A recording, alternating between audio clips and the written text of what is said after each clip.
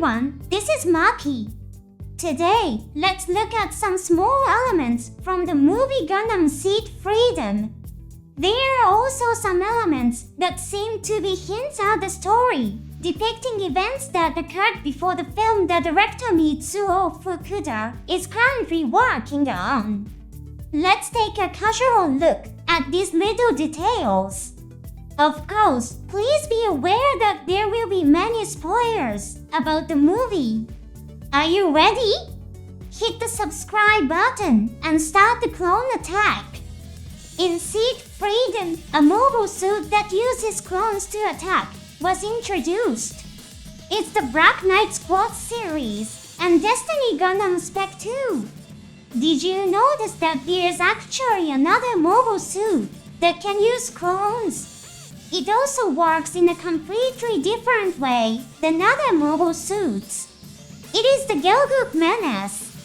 Let's focus on the scene where Kyo and Shin fight the damage destroy Gundam. It's the scene where Shin launches his attack in a fit of rage. Pay attention to the scene where the inside of his cockpit is shown. Did you notice the Gelgook Menace piloted by Luna Maria is working with Shin? She is supposed to be on standby on the battleship Millennium, ready in case of an emergency. However, Luna Maria's love for Shin has made a miracle happen. This is probably a production error. I think it will be replaced by a blue Gelgook Menace on the Blu-ray disc. Let's focus on the guided turret system controlled by Albert Heinlein. Although detailed settings are not disclosed, it looks very similar to the wired weapons used by Mobius Zero and mechas. It is often mentioned that using this weapon requires special spatial awareness. This is often misunderstood to mean that it requires abilities similar to the nudist superpowers. But this is not the case. Special spatial awareness refers to the ability to simultaneously process in your mind the positions of yourself, the remote targets the enemy, and the trajectories of bullets or beams. Albert is an extremely intelligent person with a very logical way of thinking. Surely in his mind, the positions of the battleship Millennium, the remote turrets, and the enemy are interpreted as detailed mathematical equations.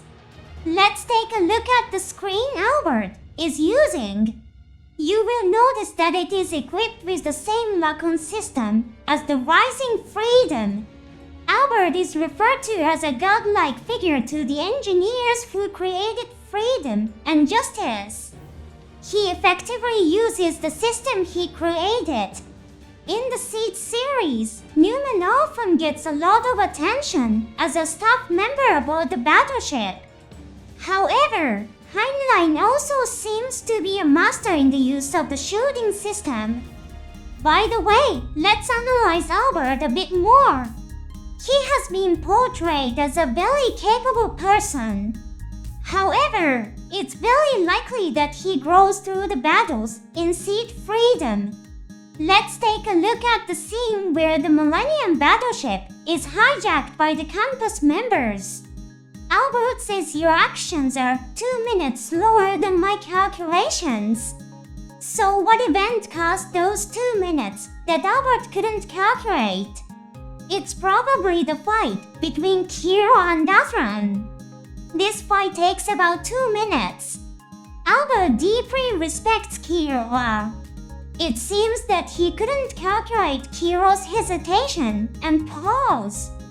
Does this mean that Albert is a cold person who doesn't understand human emotions? Let's focus on the final scene. It's the moment when Maru Ramius and Mullo Flavga embrace. Here, Albert shows a very surprised expression. It seems that by fighting against the Foundation Kingdom, Albert has deepened his understanding of human emotions. Finally, let's focus on the Black Knight Squad.